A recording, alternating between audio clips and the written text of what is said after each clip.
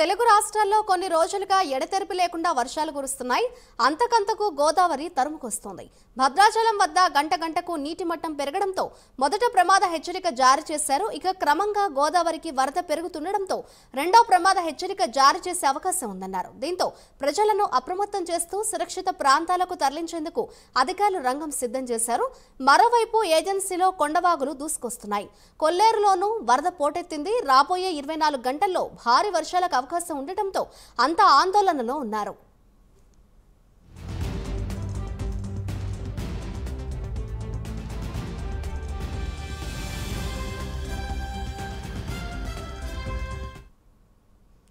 ఎగువన కురుస్తున్న వర్షాల కారణంగా భద్రాచలం వద్ద గోదావరిలో వరద ఉధృతి పెరుగుతోంది. ఇప్పటికే గోదావరి నీటి మట్టం 43 అడుగులకు చేరింది. దీంతో జిల్లా కలెక్టర్ జితేష్ ని పాటిల్ మొదటి ప్రమాద హెచ్చరికను జారీ చేశారు. ఈ నేపథ్యంలో భద్రాచలంలో గోదావరి కరకట్టపైకి యాత్రికుల రాకపోకలను పోలీసులు నిలిపివేశారు. ఇలాగే వరద ప్రవాహం పెరుగుతుంటే రెండో ప్రమాద హెచ్చరిక జారీ చేసే అవకాశం ఉందని అధికారులు తెలిపారు.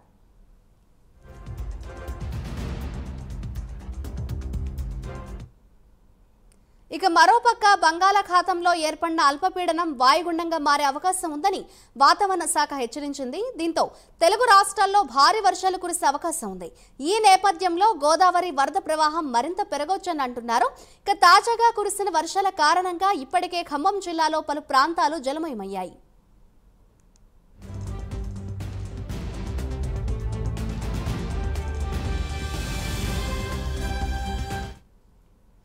కాగా ఈ ఏడాది జూలై 27న భద్రాచలం వద్ద 53.9 అడుగుల మేర వరద రావడంతో అప్పట్లో మూడో ప్రమాద హెచ్చరిక జారీ చేశారు.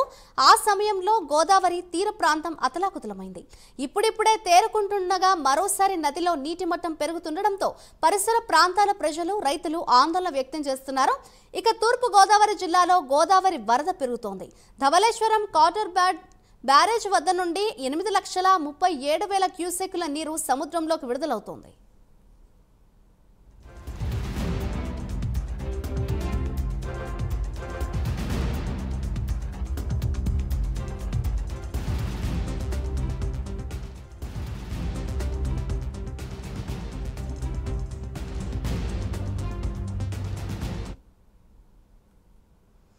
రెండు తెలుగు రాష్ట్రాల్లో గోదావరి దూకుడుగా ఉధృతంగా ప్రవహిస్తోంది. ఇదే అంశంపై మరింత సమాచారాన్ని మా ప్రతినిధి తిరుపతి అందిస్తారు. తిరుపతి, చెప్పండి, అటు భద్రాచలంలో కావచ్చు, అలాగే ఏపీలో కూడా గోదావరి వరద ఉధృతి అయితే పెరుగుతోందని చెప్పుకోవచ్చు. తాజాగా అక్కడక్కడ ఆ ఏరియాస్లో అక్కడ సిచ్యువేషన్ ఏ విధంగా ఉంది అని అనుకోవచ్చు అంటారు తిరుపతి? మాధురి, రెండు తెలుగు రాష్ట్రాల్లో వర్షం దంచుకుంటున్న నేపథ్యంలో కూడా చెరువులు కావచ్చు, కుంటలు, సరస్సులన్నీ కూడా జలకలను సంతరించుకునే పరిస్థితి కనబడుతుంది. ఇది గోదావరి పరివాహక ప్రాంత ప్రజలంతా కూడా అయోమయంలో ఎప్పుడు ఎటువంటి ప్రమాదం పొంచి ఉండదంటూ కూడా ఆందోళన చెందినటువంటి పరిస్థితి కనబడుతుంది. ఇటు తెలంగాణ రాష్ట్ర వ్యాప్తంగా సూర్యాపేట, ఖమ్మం, మహబూబాబాద్ జిల్లాలో ఎక్కువగా వర్షపాతం నమోదైన నేపథ్యంలోనే గోదావరి పరివాహక ప్రాంతం అంతా కూడా గోదావరి వరద క్రమక్రమంగా పెరుగుతూ వస్తున్న పరిస్థితి కనబడుతుంది. మహారాష్ట్ర, ఛత్తీస్గఢ్ ఎగువన కూర్చున్నటువంటి వర్షాల నేపథ్యంలో గోదావరి వరద రోజు రోజుకు పెరుగుతున్నటువంటి పరిస్థితి కనబడుతుంది. నిన్ననే భద్రాచలం దగ్గర గోదావరి మొదటి ప్రమాదకర హెచ్చరికను అధికారులు జారీ చేసినటువంటి పరిస్థితి కనబడుతుంది. ఇవాళ రోజు సాయంత్రం వరకు కూడా రెండో ప్రమాదక హెచ్చరికను జారీ చేసే అవకాశం ఉన్నట్టు తెలుస్తుంది.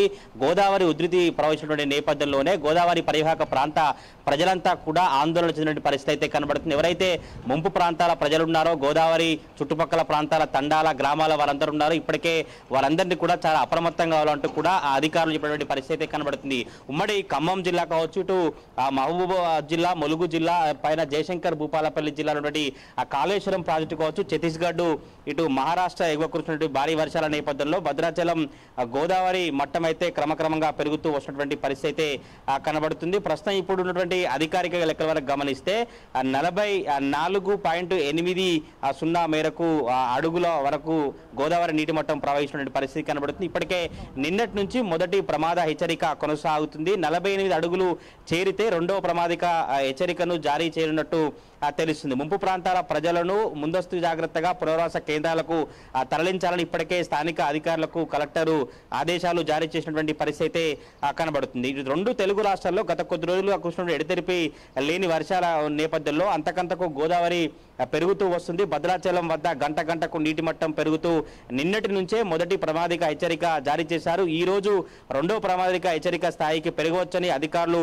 అంచనాకు వస్తున్నారు. దీంతో ప్రజలను అప్రమత్తం చేస్తూ అధికారులు సురక్షిత ప్రాంతాలకు తరలించేందుకు అన్ని ఏర్పాటు చేస్తూ రంగం సిద్ధం చేసినటువంటి పరిస్థితులు అయితే కనబడుతున్నాయి. ఇటు ఏజెన్సీ ప్రాంతాల్లో కావచ్చు, అంటే ఎక్కడైతే భద్రాద్రి కొత్తగూడెం ఏజెన్సీ కావచ్చు, ఇటు ములుగు ఏజెన్సీ, మహబూబాద్ ఏజెన్సీ, గోదావరి పరివాహక ప్రాంతం ఎక్కడైతే ఉంటుందో ఆ గోదావరి నీటి మట్టం పెరుగుతున్న కొద్దీ ఎప్పటికప్పుడు స్థానిక అధికారులు కావచ్చు, జిల్లా అధికారులు ఎలా నీటి మట్టం పెరుగుతుంది, ఎంత శాతం వర్షం కొడుతుంది, ఎంత వర్షపాతం నమోదవుతుంది కూడా అన్ని వివరాలు సేకరిస్తూ గోదావరి భద్రాచలం దగ్గర ఉన్నటువంటి వరద ఉధృతిని అంచనా వేసినటువంటి పరిస్థితి కనబడుతుంది. మంగళవారం రాత్రి వరకు 41 అడుగుల మాత్రం నీటి మట్టం ఉంది. నిన్న మధ్యాహ్నం 1 గంట వరకు 43 అడుగులకు చేరింది. దీంతో మొదటి ప్రమాదిక హెచ్చరిక చేసి ఆ తర్వాత ఈ రోజు కూడా 44 చేరడంతోనే రెండవ ప్రమాదిక హెచ్చరికకు సాయంత్రం జారీ చేయనున్నట్టు తెలుస్తుంది. ఈ నేపథ్యంలో భద్రాచలం గోదావరి కరకట్టపైకి యాత్రికులను కావచ్చు, మిగతా ఎవరైతే వస్తున్నారో వారందరినీ రాకపోకలు పోలీసులు నిలిపివేసినటువంటి పరిస్థితి కనబడుతుంది. ఇలాగనే వరద ప్రవాహం పెరుగుతుంటే ఈ సాయంత్రానికి రెండో ప్రమాదిక హెచ్చరిక జారీ చేసే అవకాశం ఉందంటూ అధికారులు చెప్తున్నటువంటి పరిస్థితి కనబడుతుంది. ఇటు బంగాళాఖాతంలో ఏర్పడినటువంటి అల్పపీడనం వాయుగుండంగా మారే అవకాశం ఉందని వాతావరణ శాఖ హెచ్చరించింది. దీంతో తెలుగు రాష్ట్రాల్లో గోదావరి పరివాహక ప్రాంతం ఎక్కడైతే ఉంటుందో గోదావరి వరద ప్రవాహం మరింత పెరిగొచ్చినటువంటి అవకాశం తెలుస్తుంది. ఈ నేపథ్యంలోనే ఇప్పటికే ఉమ్మడి ఖమ్మం జిల్లా మొత్తం కూడా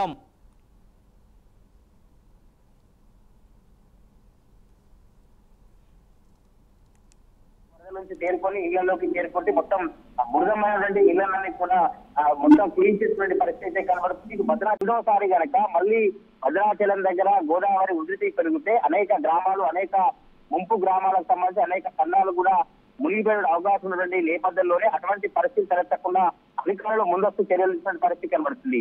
2022 సంవత్సరంలో 71.30 వరకు నీటి మట్టం పెరిగినప్పుడు 21,78,000 క్యూసెక్లు వరద ప్రవాహం కొనసాగింది. అటువంటి పరిస్థితులు మళ్ళీ తలెత్తితే తప్పకుండా గోదావరి దూకుడు కావచ్చు, గోదావరి ప్రవాహంతో ముంపు గ్రామాల కావచ్చు, ముంపు ప్రాంత ప్రజలంతా మళ్ళీ బిక్కుమంటూ గడిపేటువంటి రోజులు అన్ని చర్యలు తీసుకుంటూ మళ్ళొకసారి అటువంటి పరిస్థితులు, అటువంటి ముంపు ప్రభావిత ప్రాంతాలు ఉండకుండా ముందస్తుగానే సురక్షిత ప్రాంతాలకు ప్రజలను తరలింపేటువంటి ప్రయత్నాలు అయితే చేస్తున్నారు. మొత్తానికి ఎగువ కురుస్తున్నటువంటి వర్షాల నేపథ్యంలోనే గత 4 రోజులుగా భద్రాచలం దగ్గర గోదావరి నీటి మట్టం కనుక గమనిస్తే 4 రోజుల నుంచి 40 మీటర్ల పైనుంచే గోదావరి ఉధృతి అయితే కొనసాగుతుంది. నిన్న 43 కావచ్చు, ఈ రోజు 44 చేరింది. 48కి మాత్రం చేరితే రెండో ప్రమాదిక హెచ్చరికలు అధికారులు జారీ చేయడం తెలుస్తుంది. భద్రాచలం దగ్గర గోదావరి ఉధృతికి సంబంధించి భద్రాద్రి కొత్తగూడెం జిల్లాకు సంబంధించిన అధికారులు కావచ్చు, అయినటువంటి అధికారులు ఎక్కడైతే కాళేశ్వరం సంబంధించిన ప్రాజెక్టు కావచ్చు, ములుగు దగ్గర గోదావరి కావచ్చు, వాజేడు దగ్గర గోదావరి కావచ్చు, మహారాష్ట్ర ఛత్తీస్గఢ్ చూసినటువంటి భారీ వర్షాల నేపథ్యంలో కావచ్చు, ఇతర రాష్ట్రాల్లో ఉన్నటువంటి ప్రాజెక్టుల గేట్లు ఓపెన్ చేయడంతో ఆ ఫ్లో అంతా వరదంతా కూడా గోదావరిలో కలిసి గోదావరి రోజు రోజుకు క్రమేపీ పెరిగిన పరిస్థితి కనబడుతుంది. భద్రాచలం గోదావరి దగ్గర రెండో ప్రమాదికర హెచ్చరికకు దగ్గరలో ఉన్నట్టు తెలుస్తా ఉంది. మాధురి. Thank you Tirupati.